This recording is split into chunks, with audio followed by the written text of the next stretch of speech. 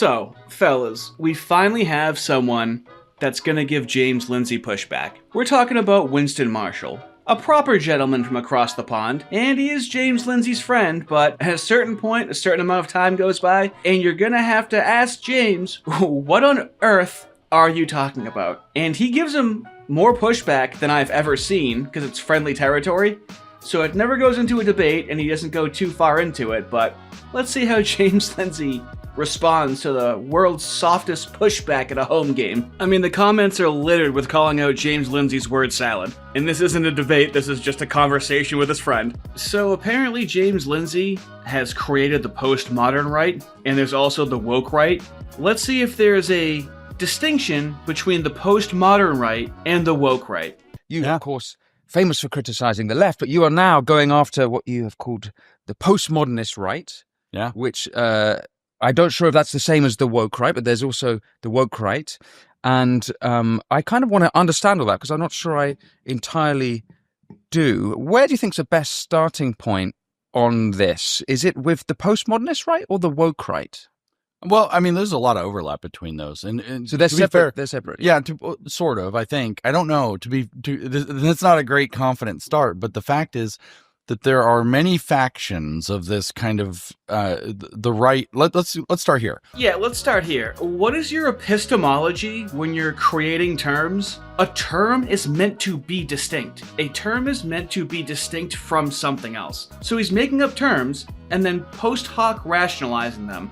You don't think he's post hoc rationalizing them? How postmodern would it be if later on in the podcast he said that they were distinct? Let me ask about the woke right then. Because it seems that there is you say there's some crossover with the postmodernist right, but they're distinct, somewhat distinct groups. I think they are distinct. Well, would you look at that? It's like magic. Now they are distinct. There's no explanation as to how they're distinct. Somewhere in his word salad, possibly there is, but he doesn't go into it. The level of projection is astral. Now, if I know you like I think I do, you're desperate to hear how J.D. Vance is post-liberal. And we both know that there's going to be a really good, concise explanation as to how, and it's not going to be contradictory at all. Or is it going to be this kind of other faction that's sort of typified by J.D. Vance, which is this, post-liberal, they call it, but this open question about has the Constitution been adequate to the governance of our country? Does it leave things open to question? Yeah, dude, by definition, it does. Have you heard of prohibition? And then have you heard of how we no longer have prohibition? It's a living, breathing document, James. It's not perfect. It's not the Bible. Why do so many atheists look to things in the material world to fulfill all of their intellectual needs? Like, yeah, it's not perfect. That's how people create amendments to the Constitution. Are you on board with the Founding Fathers or not, James? What tenets of liberalism are the contemporary post-liberal right rejecting? To a degree, they're suspicious of freedom of speech, that too much free speech causes people to say things that might be too dangerous, or in particular that are eroding the social order or the social cohesion of people. They're suspicious of. Wait, so I'll push back on that, because if you are correct that J.D. Vance embodies the post-liberal right, the new post-liberal right, he's just been in Europe saying free speech is fundamental to the West. This is all very complicated because it hasn't, and I hate to be that way, but because it hasn't kind of boiled down to which faction of it will be dominant. Hey, come on, guys, it's complicated. Yeah, which factions James Lindsay is creating. Everything is a post hoc rationalization. He's like, yeah, I'm making all these factions, and I don't know how it all fits together yet, but I'll wait for things to happen and then say I told you so. That's what he's operating on. It's complicated, man. Okay, let's see if we can mend these complications. Right. So J.D. Vance has been very pro-free speech, but just another member of the post-liberal right who's here at ARC by the name of Auron MacIntyre just put on Twitter while he's been here that there is no such thing as truly free speech because all speech is embedded within a particular set of narratives. Gets called out on J.D. Vance, eats his balls, moves on to a different target. He's so bad at this. He really is just the written word literary. He is a horrific speaker. He is an unbelievably embarrassing orator for any movement. He just shifted targets. He completely pivoted. Does no one see this? Am I going crazy? And so that's a direct assault on the idea of free speech. You'll see, in fact, with the... I'm not sure I understand what he's saying there. He's a postmodernist. Yeah. He's saying that... How does that negate free speech? He says that there's no such thing as universal free speech. That's specifically what he said, that there's no such thing as a universal call to free speech. Oh, right. Okay. But the idea that they're hearkening the to call to is that if I'm too far outside, let's say that, you and I are speaking, I'm too far outside of your set of underlying assumptions and what I'm saying, then I'm now damaging social cohesion. We can't get along if I'm too far apart. It's just impossible for two people who disagree too much to cohere socially and to operate within one socio-political environment. Cool thought, you big-titted ideologue. Let's plug it into reality and see if there's a truth factor to it. He's always analyzing it in an ideological vacuum. What about communists? This directly applies to communists. We see how it's true, and we see how they affect society. What about Islam in the UK? We 100% see how this is completely true. Some collective groups and identities are completely incompatible with the West, and there's no debating them because they don't want to have a discussion. They just want to destabilize your country. So this is why he's like paranoid and delusional. It's like, yeah, but what if? Yeah, but they think this. Is it true? Well, it doesn't matter if it's true. What if? Yeah, but it's true. We can see how it's true, and then if you want to attack the truth claim, you would do that as a liberal in the free marketplace of ideas, but you don't because you're a D-cup ideologue. Sorry to get bogged into the semantics, but it seems more like a difference between libertarianism and liberalism, because in classical Scottish and English liberalism, even Adam Smith was talking about the concept of a nation, so that's in his writing. Sure. He is grappling with that. That is being grappled with, as Yes. you described Yes. here at ARC. But the libertarians are the ones who are more individualistic. Sure, So- but at the end of the day... So it's post-libertarianism. Well, but it's still... Not Tell me, according I'm to happy them. Not according to them. Right. For them... Oh yeah, let's trust the very breasty James Lindsay to explain to us what they think. Who's the they? When we understand woke this way, as having woken up to a structure of the world where they control everything, there's some they. Who are they? That's abstract at this point. It doesn't matter who they are. There is a they. They control everything, and they've controlled everything such that you're not allowed to say or think certain things, so that you're kept in a false consciousness about how the world really is. And this is why Tucker Carlson, in my opinion, is woke right. Oh, okay, I get it. When they say they, it means something different than when James says they. When James says they, he's talking about people that he's making up a term for, creating an identity for, and then if he gets pushed back on it, he just moves the target to somebody else. That's what they means when James says they. But when they say they, according to James, it means that they are referring to an elite group of they that are not letting them talk about what they want to talk about. Alright, yeah, that makes perfect sense. It's just two different rules. There's rules for James and rules for them. He keeps shifting targets, he's all over the map, and then he just goes to Idealand. It really is very boring, so we're moving quick in this video. So let's listen to how James Lindsay folds like a dollar store lawn chair whenever there's any pushback to what he's saying. On the woke right, what is the philosophy exactly that underpins it? What is the motivation? We've done It's envy. philosophy. It's the same. It's envy. It's envy. But what are they envious They of? won't listen to me. But they are listening. Well, some people are. More yeah, people but, listen to these. but the they're not- mainstream won't listen to me. The people who are serious. But no one's won't listening to listen the me. mainstream. I know this change is happening, but that's, you asked what the motivation is for the last 10, So it's more than bitterness 10 at years. how they've been treated. you Yes. think? Oh no, they have bitterness about how they've been treated, and the system isn't acknowledging their grievances, so they want to rebuild a system that acknowledges their grievances and puts them in power. Well, that's woke. Well, what else do you want them to do? Oh, don't be woke. No, be liberal. Well, how do you settle this in a liberal society? Are you, the liberal, advocating for them, James? No, you're not. You're advocating against them. They're being targeted by private and public institutions. Their countries are being invaded by the third world because of elites colluding with government. What do you want them to do? Well, I have no answers. Yeah. Right. That's why you're always picked last in dodgeball, James.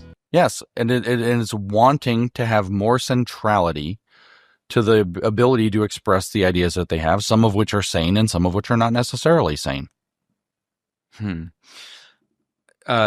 Tucker Carlson. The British sass got to him. That was a very insufficient answer. And Winston just goes,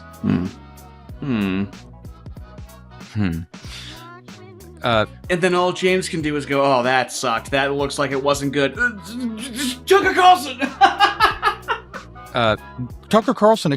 So what's he going to say about Tucker Carlson? He's going to dig himself out of this hole, right? He's going to go, but Tucker Carlson woke right. Nope. He's not going to do that. He's actually going to do the exact opposite, surprisingly. To the ability to express the ideas that they have, some of which are sane and some of which are not necessarily sane. Tucker Carlson expresses genuine grievances that we all really should have and that we should genuinely feel aggrieved about. He's not wrong to do that. He's not just a crazy person, right? But he's a very intelligent person. His knowledge constructing methodology, his epistemology, has now tipped into, if they don't want me to say it, it's more likely to be true. And that is a piss poor epistemology. Right. So let me get this straight. Tucker Carlson has legitimate grievances that are being ignored by elites. However, it's a piss poor epistemology to develop an intuition to be curious when you're demonized and suppressed for stating your views.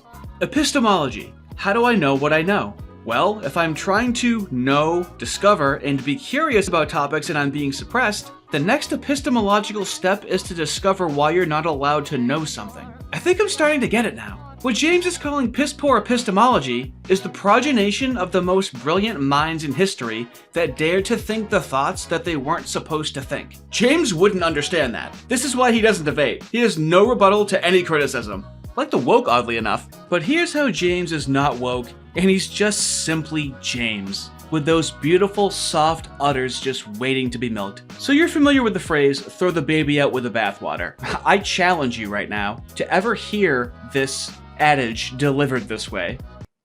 Are absent. Right. If you throw out the baby with the bathwater. And so the question that we're asking is, is there a baby? And what do we do if we are going to throw out the bathwater of literal Christian belief, if that's what it is? Is there a baby there? And what do we do with it? I've never heard someone say throw the baby out with the bathwater and ask what the baby is. What are you talking about? You have no epistemology. How do you know what you know? Why is there a baby? How did a baby get there, James? I don't even know what this baby is, dude. If you throw out the baby with the bathwater. And so the question that we're asking is, is there a baby? And what do we do if we are going to throw out the bathwater of literal Christian belief, if that's what it is? Is there a baby there? And what do we do with it? It's the stupidest thing I've ever heard. James Lindsay has deconstructed an imaginary baby into dust. Okay. Sorry, that was very unprofessional. Here we go.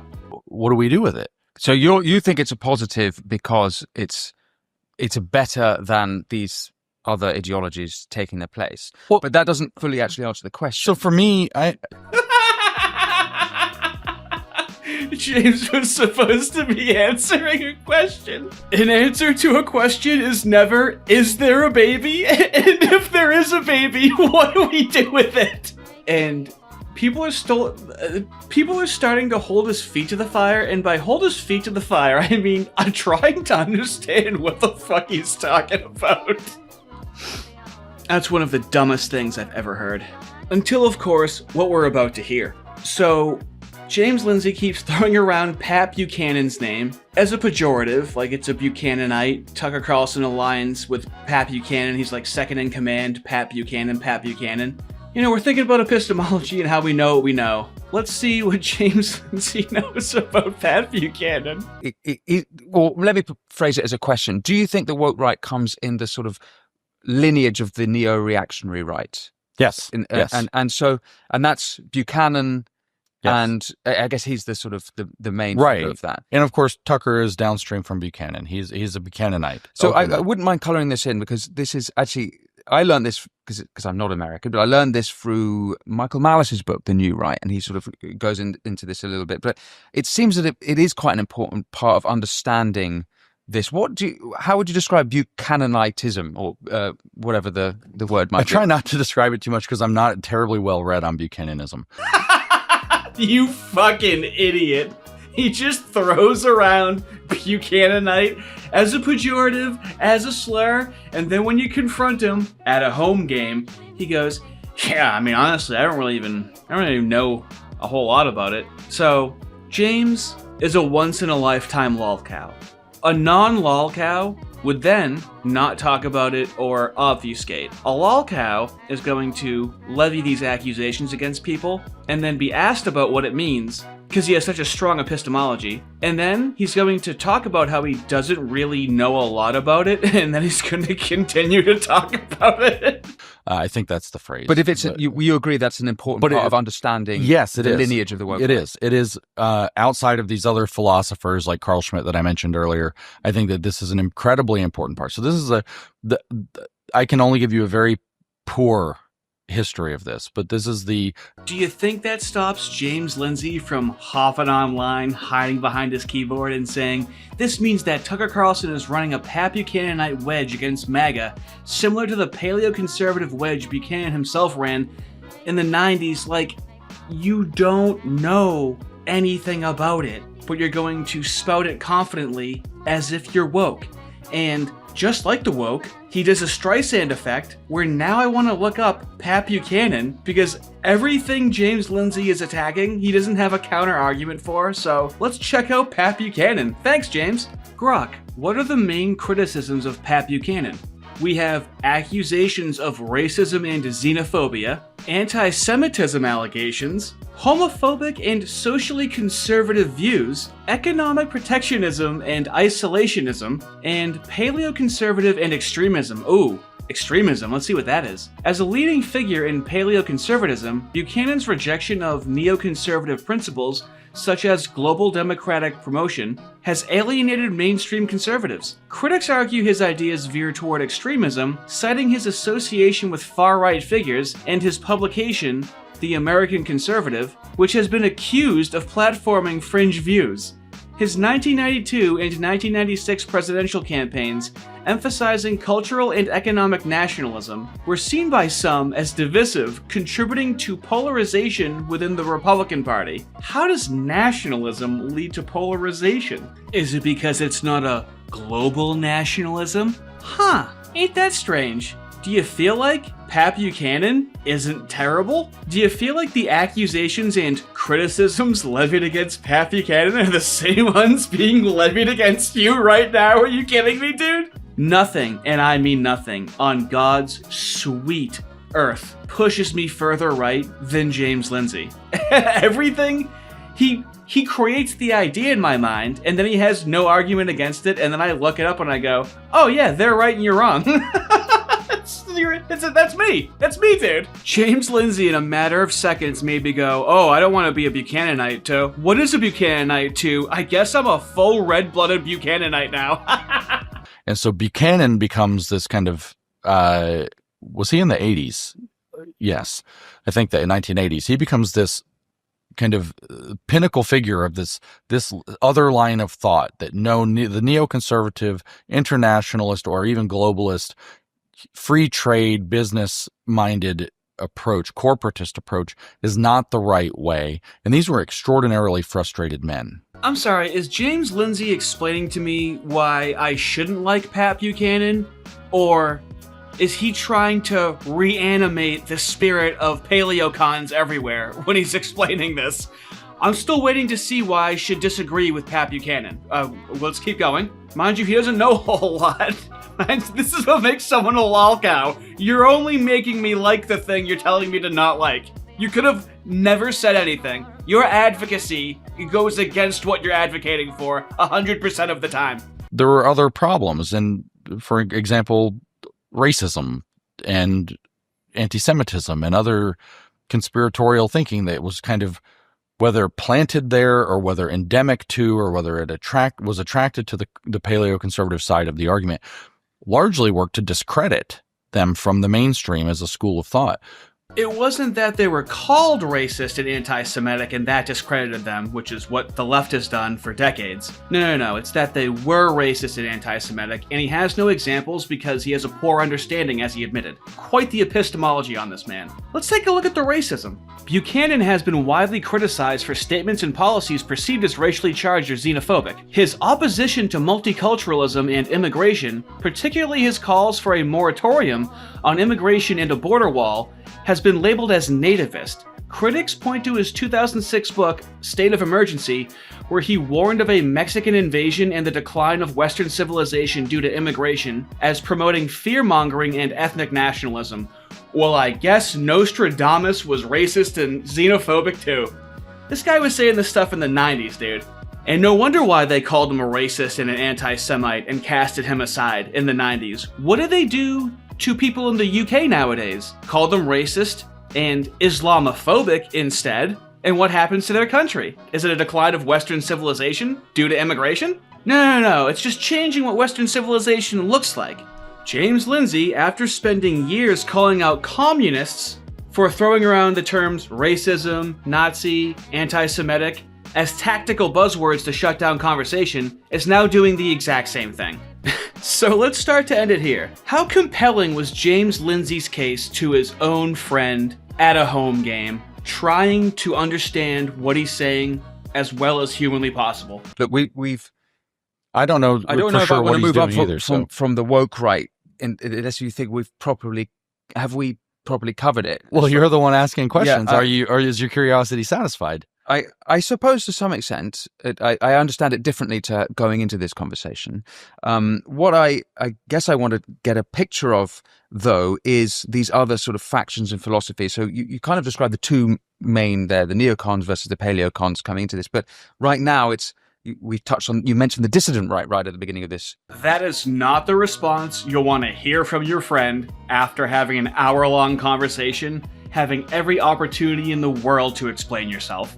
Yeah, I understand it differently. Doesn't say how. Just being polite. Still using kid gloves with James. We're gonna end it here, with James patting himself on the back for his sound epistemology and revealing something that no one else has talked about. So this is gonna be an exclusive here. On that note, I certainly want more. Maybe we'll have to do a conversation, and I'm sure listeners will want more to get into that and so much more. I mean, Trumpism, MAGA right, tech right, but I feel like we've got it. Sorry. Yeah, I'll just promise that if we end up doing that I'll have an even more articulate expression next time, because I'm still learning. Right. I've spent my time studying the left, and I've noticed patterns that overplay. The epistemological point I made, I think, is rock solid earlier. However, I've read some of Carl Schmitt, but I haven't read Julius Evola. So the reason why James Lindsay was rhetorically effective with the woke left was because he had a strong epistemological standing. He read what they wrote first and then allowed that to formulate his opinion. Deductive logic. However, with the right, he's using inductive logic, where he's formulating something without having enough information. So his conclusion is probabilistic, and it's very low probability because he doesn't know about Pat Buchanan, throws his name around all the time, and he hasn't read Julius Evola. That doesn't stop James from calling people Evola freaks since February of 2022. He's been using Julius Evola's name as a pejorative for over 3 years now, and he still hasn't even read the man's work. The only function of James Lindsay is to obfuscate, detract, and demonize an actual populist right-wing movement, which we haven't had a right wing. I'm learning this. We haven't had a right wing in this country for decades. I don't know when we've had a right wing in this country, but his only goal is to get in the way of that and use the same tactics from the left. And who's in charge of it? You might say it's a certain group. I might say it's a certain group. It's both groups, okay? It's commie Jew, commie Jew, commie Jew, commie Jew, commie Jew, commie Jew, commie Jew, commie Jew, commie. A commie Jew here, a commie Jew there. Commie Jews rule it ain't fair. Have a good one.